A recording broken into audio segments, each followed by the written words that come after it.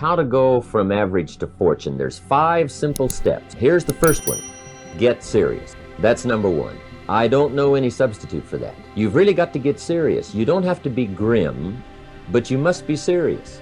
And you must get serious about 2 very important things. Number 1 is setting your goals and where you want to go. Designing the next 5, the next 10 years is so vitally important. What do you want to do economically? Where do you want to go? What do you want to be? What would you like to have? What would you like to share? How much would you like to earn? How far would you like to go? Those are some major questions to ask. And for that all to work out like you want it to for the next 5 or 10 years, in my personal opinion, you've got to get serious. Then you have to get serious about another important subject.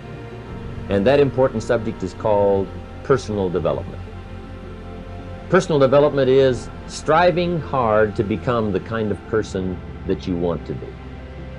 10 years from now, you will surely become someone. The big question is, who? What are you becoming? And if you go to work on it now, sure enough, in a very short period of time, you can take on a new direction to become the kind of person you want to be. Now, the second point is, get smart. To make your life work out worthwhile, you've got to have some ideas. You've got to have the information. In fact, in this decade, you must be much smarter than you were in the last decade. You've got to read the books. You've got to come up with the information.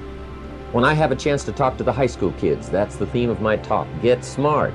There's nothing worse than being stupid. And if you will read the books, learn from your experiences, do all the things that you possibly can to get the information, sure enough, you'll be wiser this year than you were last year.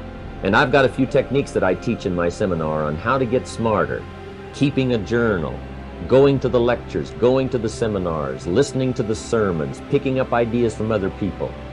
You just must keep up this steady process of learning. Never cease your quest for knowledge. And that's one of the key points to go from average to fortune. Get smart. Learning is the beginning of wealth. Some people want to start with motivation. You don't start with motivation. Somebody says, just motivate this guy, he'll be all right. The answer is no, probably not. If a guy's an idiot, you motivate him, now you got a motivated idiot. Don't miss the training class. You say, well, I've already been to one of those classes. I've already heard it. I got a good phrase for you to take home. That's no sign you got it. Just because you've listened to those millionaire tapes one time is no sign you've got it. I'm asking you to listen to them over and over and over. I'm asking you to dedicate yourself to a new level of learning. You know, study, learn, grow, change, develop. Don't wish it was easier. Wish you were better. Don't wish for less problems. Wish for more skills. That's the reason for coming here, spending a couple of days of intense effort, taking notes, rolling up your sleeves, going to work, commit yourself to learning so that you can get smarter for the days ahead. Now here's number 3. You've got to get going. All of the things that you've learned will not do you that much good if you don't put it into an action plan. Get going, that's the key. Some people are ever learning, but they don't put it into action. They don't really take the action. It's like the man who keeps bringing materials to the building site and never builds anything.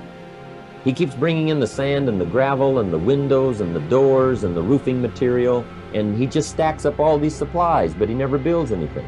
So that's one of the most important things to learn, how to design your days, how to design your weeks, how to design the months, so that you take the proper action to get the proper return that you're looking for, whether it's economic or personal.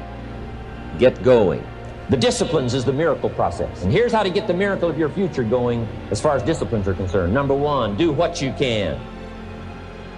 You might go home and set a whole new pace for yourself, and we call it cleaning up neglect.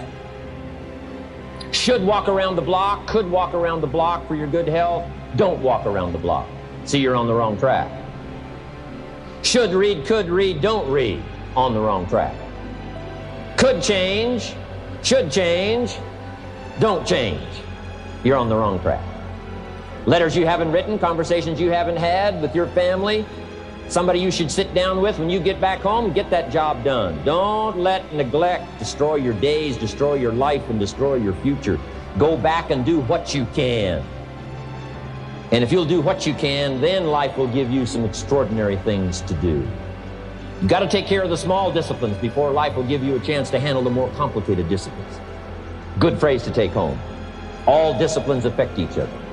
It's so easy to be casual and say, well, this doesn't matter. This doesn't matter. I'm telling you, everything matters. Of course, some things matter more than others, but there isn't anything that doesn't matter. Let us not neglect. Do not neglect the smallest of disciplines, and build on that foundation, and you can have everything you could possibly want. Now here's number 4. You must get excited. And not just the false enthusiasm of just pure positive thinking. You've got to get excited over some very basic things. One is, get excited over your ability to make yourself do the necessary things. Because discipline is major step 1 toward personal progress. And anytime a person wishes to, they can make major changes in their life, personally and socially and financially. It doesn't ever have to be the same after today. No telling what you could do today if you really wish to. So that's number 4. Get excited. Get excited about your potential. Human capacity is usually never the problem. Little children can learn several languages. We can learn to do the most incredible things. All we need to do is take the time to do it. So it's not a matter of capacity. It's a matter of judgment. It's a matter of excitement. It's a matter of will. And it's a matter of wanting to bad enough.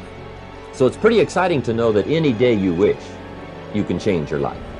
Excitement that runs deep is the excitement that really lasts for a lifetime, not surface excitement. I'll tell you what's really going to serve you well, and that's the excitement you feel inside that isn't even probably expressed on the outside, the excitement that runs deep, the excitement that stirs commitment, the excitement that stirs courage. Give me the chance, and I will get the job done.